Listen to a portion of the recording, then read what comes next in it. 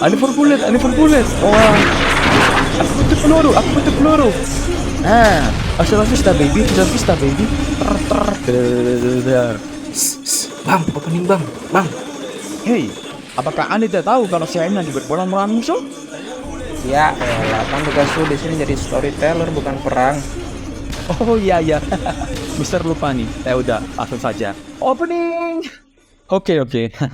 Jumpa lagi dengan saya Mister Joko di sini dengan terang bulan di kantong. Mantap.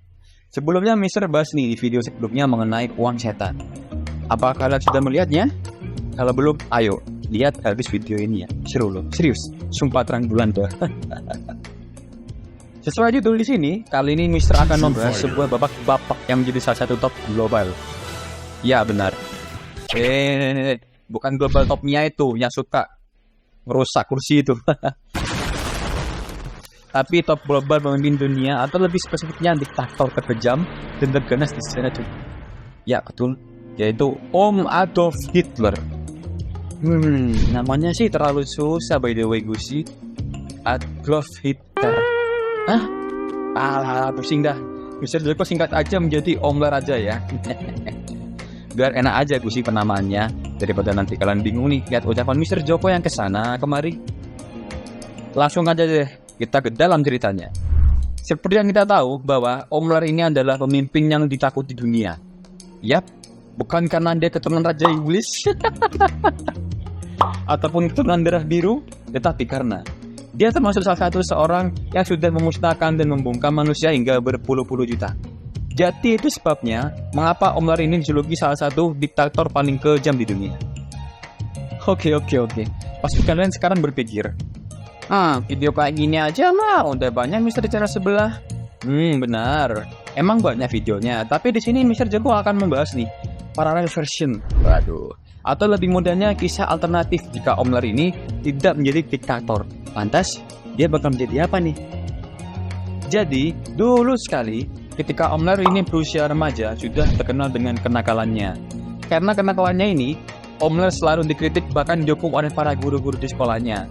Ya, sama seperti pada umumnya ya, hukumannya seperti berdiri di depan kelas, bahkan sampai melayangkan surat ke orang tuanya Omler ini, surat peringatan gitu kalau anaknya nakal.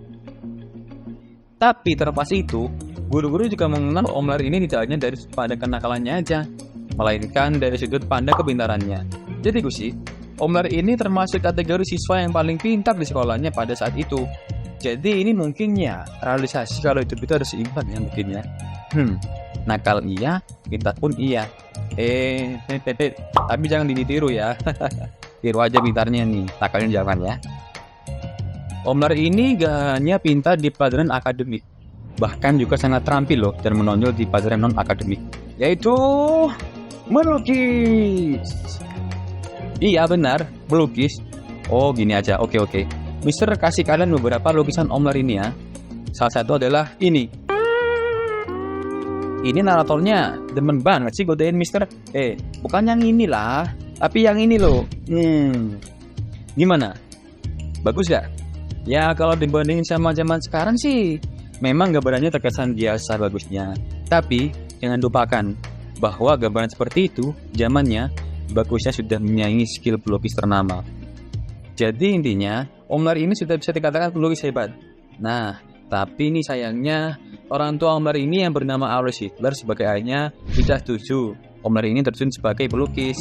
Tapi Pak Aro ini setuju nih kalau Omler ini terjun ke dunia kerja sama seperti dirinya, yaitu sebagai pegawai bea cukai. Wah sayang sekali ya. Mungkin inilah penyebab mengapa Omler jadi nakal sih. Omler memiliki seorang teman nih yang bisa dikatakan akrab dengannya dan juga memiliki ketertarikan bidang yang sama nih dengannya yang bernama Kubijek. Kubijek ini adalah salah satu temannya Omler yang mendukung dan menemani Omler di saat dilema kehidupan menimpanya. Jadi, langsung aja kita fast forward ke depannya.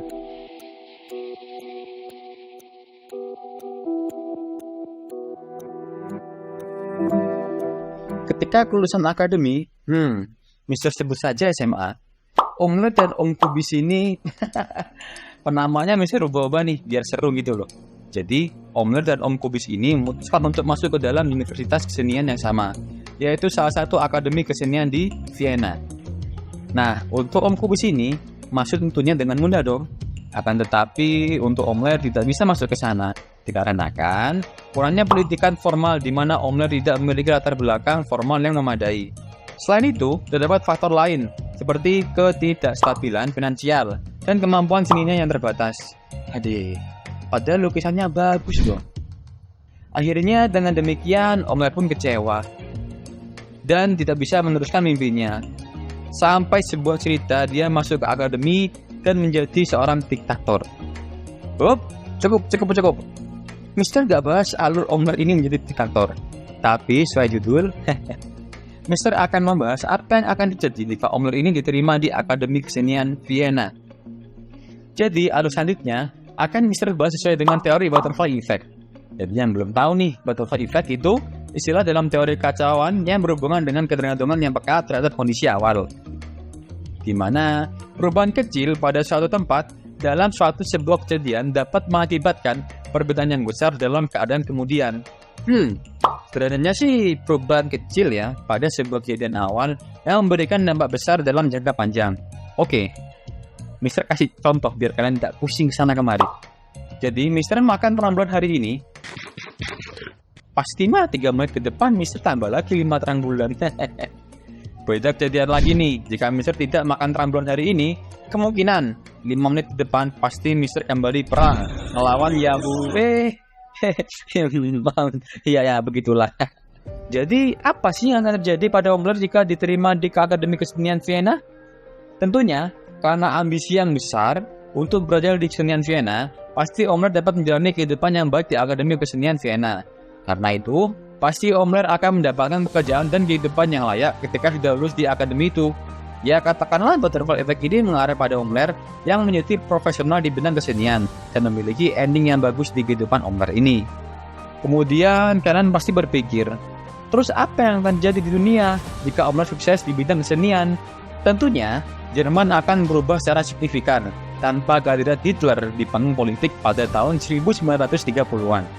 Mungkin saja partai Nazi tidak akan pernah mencapai kesuksesan dan peristiwa-peristiwa seperti Perang Dunia Kedua dan Holocaust mungkin dapat dihindari. Namun, kita harus ingat bahwa berbagai faktor lainnya juga mempengaruhi jalannya sejarah.